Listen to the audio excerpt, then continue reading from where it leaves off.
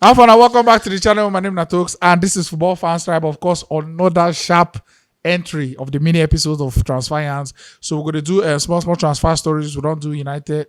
We never do United. We don't do Arsenal. We don't do Chelsea. So we'll just talk about Mason Mount, a couple of other transfer things really sup. Manchester United wise on this one. My name is Natokes. I'm doing this with my senior man, Harry. But before we get into the matters, don't forget this video is sponsored by Paris Pesa. So I beg, enjoy up to 140k on top your first deposit when you register on their website or their very, very sexy app with our promo code FANSTRIBE. Also partake in their monthly competition going on this month where you go fit earn as much as 1 million naira as prize when you partake in their new promo where they go on where if you bet as low as 30 naira on top any ticket. If you have the winning ticket with the highest odds for this month, 1 million naira own. So take part and enjoy. Let's move into the matters. Hero. And a lot of things to address, but the obvious one, Mason Mount, don't they done? And more just move into the matters. Your thoughts on the way they go so far? I don't think it's going the way we United fans wanted it. I think, first of all, we are thinking by now the transition should have been settled by now. You know, because these have lingered for a very long time because this business started even before the season ended. Yes. And we are being, Ten Hag was denying the distraction that players are doing their thing, the team are doing their thing, that the department in charge of the transition are on their own. Fine, the season have ended. We have two potential bidders, Jim Ratcliffe and the Qatari guys have priced their offer is what you cannot reject. Yeah. Somebody wants to buy the club, clear your debt. 6 billion. Wrap up the deal so that players coming will know where they are going to. Players on ground will know what they are doing. But now the thing I say, me self, even this Mason Mount signing self, I even they shocked because I'm thinking where the money came from. Because if you're at all going to be doing any selling of the club, it's 55 million an amount of money you're going to be spending on your way out of the door. You understand? So the thing doesn't do me somehow. Say you should say these people no want to on a waiting FSG there, run Liverpool. But it's looking clear. It's looking clear. They brought out 120 to spend. They brought out 120 to spend. Out of 100, 120 to spend, 55 is gone already. And the financial fair play is on our neck. Yeah. And the main business is not yet done. By main business, what do you mean? What Mason Mount is coming to do is what we can manage. You get? But David again is out of contract. Yeah. There's no goalkeeper as we speak. Henderson shall not come back. We are dilly-dallying with Inter trying to get Onana. All those names you are calling, these are not names that are going to match 38 Premier League games. Then we had a Rashford who managed to give us 30 goals last season. So the number one priority of Manchester United as a football club going to the summer transfer was a striker. Get Manchester United a striker. If you cannot get Harry Kane, get a Victor Osimhen. First, you have some average midfielders in your team whom you as a manager can work on their ability and capacity to get them to the level you want. As we speak, there is no out-and-out striker in Manchester United today. There is no big number one goalkeeper today. And you pay 55 million pounds to get Mason Mount. I'm not saying he's a bad player. Mount is not a bad player. Mount is that energetic player. He's that versatile midfielder. Fine. But if there is no Mount, can we manage our midfield? Yes, we've been doing that. Now the thing is that would you have rather keeping Sabitzer, paying whatever small figure Bayern Munich were looking for Sabitzer, than just this Mason Mount money, just put everything towards getting that striker as early as possible, because one key thing I feel for transfer business, that the earlier the better, because before you know season go start, you will come bring person who will come dey under pressure, we no take part in pre-season. Is it not clear? Was our problem last season midfield? Not really, no. Bruno Fernandes was creating. Bruno Fernandes was creating. Eriksen was trying his best. Casemiro was getting goals and steadying the ship. We only needed a striker. When Rashford was injured, we suffered goal drought. There was no goal scorer. Everybody knew that Manchester United can lure the guy into signing a new contract. We can manage the guy. If Manchester United, as we speak now, have only but one option to sign one player, Man U can go, break the bank, get Harry Kane, go back and continue from where they stopped last season, and heaven will not fall. Interesting. But now you have a very small amount of £100 million to spend, and 55 is gone. And okay, this evening, the deal with Onana have increased to 45. Yeah. And Inter is looking at 50. Inter is looking at 50. Euros, Sha. I think it's quite clear. It's quite clear. Onana is coming. Yes, Onana will come. It's just a matter of time. Fine. He's coming. And after him, I think Hojlund will follow. Hojlund, yeah, possibly. Will follow, possibly. But my 5 and 6, what happens to that place? What happens to a backup defensive midfielder? Because none of us now have confidence in Fred and McTominay. Yeah. And I am surprised that Man U is now sleeping and Chelsea is doing what we're supposed to do, what we expected to do. Because all of us expected Man U to go out and do a clearance. The likes of Van der Beek, McTominay, Fred shouldn't be in Manchester United as Saturday. Yeah. Whether anybody like it or not, Chelsea is doing the best business in transfer window as we speak. I swear, now then they win. Chelsea is definitely winning this transfer window. So far, they are winning. They are winning, both in the buying and in the selling. The player have done what everybody expected him to do, because he cannot inherit that overbloated squad. Yes. Now, he has done the necessary clearance, and I think 80% Chelsea fans are happy. And this is what we expected Man U. This is what we expected Man U to do. Allow these average players to go. Make we know they look at bench, say we get players for bench, and those guys will come up and nothing will happen. Interesting. And Man U is not doing that. Man U is not doing that. Pre-season is about to start. Yep. During the days of Alex Ferguson and David Gill, our new signings go to pre-season. And it's not happening. So I am not happy the way the transfer is going from the selling of the club to the acquisition. Because what we expected is not what is happening. We are not seeing the clearance we expected. The selling of the club is not happening. If they want to toe the lane of the FSC, no problem. Now you know the value of your club. Then come back.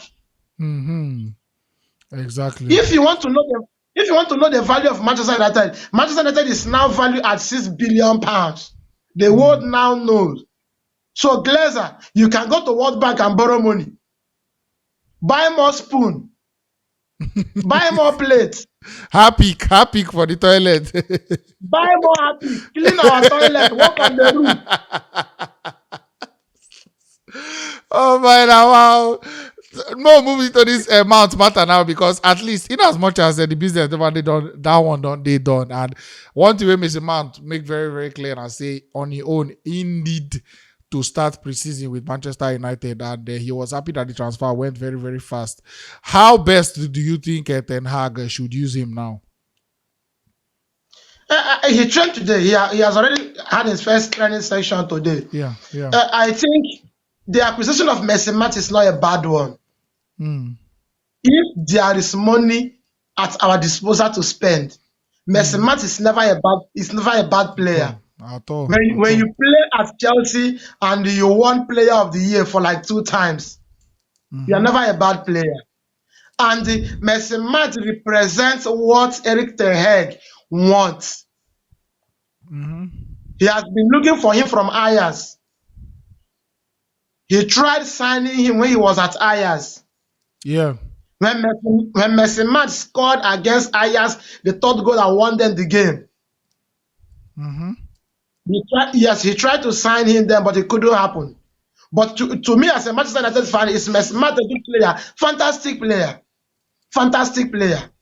So how is he used now in terms of the lineup now and the setup now Ten Hag supposed to now? What's the best way to use him? Because we're not saying play wing for Chelsea, him play 10 for Chelsea, him play 8 for Chelsea. So where if you say he go perform best now, where do you think he'll perform best for United? This one good thing about Man, he's that versatile player. And Ten Hag always wants his number 8 to play like a number 10. Yeah. Eriksen did well beginning of the season. But after Christmas, Eriksen played like 15 games and managed to complete one. Yeah. Out of 15 games, he managed to finish only one. Steady in the gas energy comes into question. That is what Messi Mat gives you. Ten Hag uses his number 10 and number 8 to push down defenders. He transits from his half to the opposite half, not with strikers, but with his midfielders. Yeah. That is what Eriksen and Bruno Fernandes does. And Messi Mat will do it better. He transits so fast. He does very well on the ball and without the ball. Yeah. And that is a beauty of a modern midfielder. According to Tomatucci said he is one player you don't want to leave on the bench, because even if he had a bad day, you will still see him making parts. Exactly. Something must happen. Something must happen. At a point in a football match, you need that player who can run around sensibly, not running around like Fred. Now this more move slightly now to this De Gea and Onana situation. I they see a world where somehow man say De Gea can't accept that contract now of the lower salary, then United still sign Onana. Who starts and how you think say it will go? Onana starts. Is it because the young shall grow? He based on waiting Ten Hag the young shall grow. But see, we are not disrespecting David Gea. 12 years at Old Trafford, 500 and something appearances. Kudos to him. But there is always a time. There is always a time. Yeah. At a point in Atletico Madrid, Torres was captain Diego Simone. If Onana comes today, and I think as the contract negotiation is going on, where I'm going to play is being discussed. Am I going to be the number 1 goalkeeper or the number 2 goalkeeper? Is being discussed. That was the case of Kepa when he came. So Man U will not go to Inter, pay £50 million, then bring Onana to Old Trafford, keep him on the bench, and watch David Gea struggle with old age in between the stick. It's not done anywhere. So we are getting Onana because David Gea have gassed out. True. He have exhausted everything he has inside him. It doesn't make him a bad goalkeeper. But there is no Sen football club that will buy Onana and keep him on the bench and watch De Gea struggle. It's not happening. Man. So if Onana comes, he's going to start. Exactly. So you don't mention Hojlund, we don't talk about Messi Mount and all that, but he gets any other place where if you say United just need somebody to come in, it may not be somebody that may start, it may not be a big name, but at least somebody will go serve as kind of like how I go put it now, squad depth for any position. Now Varane, maybe if you know they're available now, probably United going to look at Lindelof or maybe Maguire if he no go. That Anthony position to not really get anybody else who go play there. So I don't know. You go like somebody to come in for this position just to add option because now Champions League this time. Oh, When Casemiro had these 2 controversial red cards, it was a problem yeah, because there was no backup. There was no backup plan. If you look at Man City and their squad depth, it's like every position in Man City has 2-3 players. So Guardiola can easily rotate. He can easily rest players. Even when Kevin De Bruyne suffered a dip in form, people didn't notice it because City we are still winning. So just let me know your final thoughts. We'll go do another one of these videos next week, of course. We'll see how the updates done before the weekend. But let me know the final thoughts the way they are mine. See, I think it's simple. Premier League is going to be more difficult this season. Where Pep and Man City squad is, where Man City is now, is where everybody wants to be. So anybody, any team that wants to challenge Man City shouldn't be dependent on first team. And that is a problem. If Arsenal can comfort 100 million to buy Declan Rice, buy Havertz, Arsenal, I'm not talking Chelsea, I'm not talking Liverpool. I think if possible, if the selling and buying of Man U should happen anytime soon, Man U needs at least 1, 2, 3 players in any position. Because we don't have. If you select Luke Shaw, Wan-Bissaka, Varane Martinez, Casemiro, Mason Mount, Bruno Fernandes. If you play Rashford, play Sancho or Anthony, then who do you strike? Exactly. Let's say Hojlund comes. Let's say Osimhen comes. So you have this narrow first 11. Then let's assume in that game, Rashford got injured or Casemiro got injured. Do you have a player above average on the bench that can come? Maybe the game is on 2-2 and he's coming, and you have this confidence that this player is going to make a difference. From defense to midfield to the attacking force. When Man U select their first 11, every other thing on the bench is below average. And you want to challenge to win Premier League. It's not possible. Because believe me, so long as this coming season is concerned, Ten Hag is going for Premier League. Pochettino is going for Premier League. Arteta finished second. So he's going for Premier League. Liverpool is going for Premier League. Of course. So who is going to miss out in the top 4? Because one man will win the league. The rest will be fighting for top 4. Of course. Even the top 4 fight come next season is not going to be easy. Because everybody has a point to prove. Liverpool is coming to tell you we are done with injury crisis. Now we have our full squad. Chelsea is coming to tell you we have a manager now who is used to Premier League, from Southampton to Tottenham, now in Chelsea. Arteta will tell you we finished second last season, the best we can do is to win Premier League. So Manchester United need to spend. Who will play after Casemiro? Who will play if Martinez picks injury? Who will play for Luke Shaw? Because Malaysia, so long as I'm concerned, is not there already. It's not there yet. So Man you need to spend. And the only way to spend is to allow the club to be sold to the Qatarians. That's all.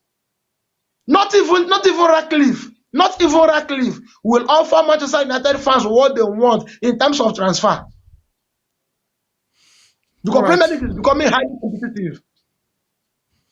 No wahala. We'll see as they be. We will follow up on this video next week, of course. So I beg, if you watch this one, I beg, like this video. Just let us know your thoughts and what do you think. I won't really know because I know say a lot of Chelsea fans go watch this video as well, and the Man U fans go watch this video. So I won't really get an idea the ratio of the likes of people who really think say this Mason Mount to Manchester United move how it go be. You understand? So if you like the move, at least as a Chelsea fan, you don't collect money and to Ona don't release a Judas Iscariot. We go record the video saying they come out for Chelsea before he even don't come out when he gets white hair. So I won't really know how many of I enjoy the move. Of course, Manchester United fans go like him. So just drop a like on this video. Let me know your thoughts in the comment section. And we'll go check those comment section. Immediately this video go live so that we'll feel engaged for the comment section. Thank you so much for watching as always. And my name is Talks. Henry did this with me and we go see what front. Thank you. Thanks for watching. Right here, another one of our videos where you're supposed to like, and all our social media links. I beg, follow us on every platform because we get content for everybody.